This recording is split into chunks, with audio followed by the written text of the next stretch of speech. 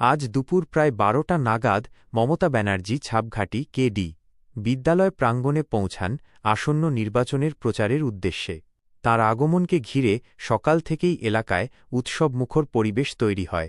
বিদ্যালয় চত্বর ভরে ওঠে দলীয় কর্মী, সমর্থক এবং সাধারণ মানুষের ভিড়ে।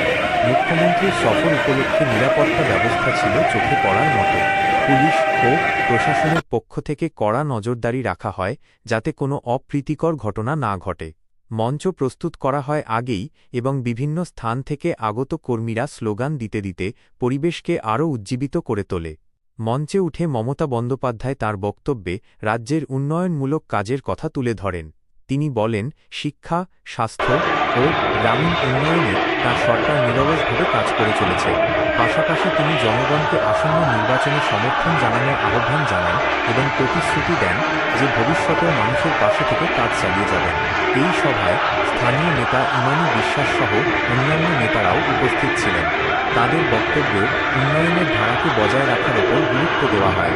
সব মিলিয়ে ছাপঘাটি কেডি বিদ্যালয়ে আজকের এই প্রচার সভা এলাকায় এক উল্লেখযোগ্য রাজনৈতিক ঘটনায় পরিণত হয়েছে, যা ভোটের আগে জনমনে বিশেষ প্রভাব ফেলবে বলে মনে করা হচ্ছে।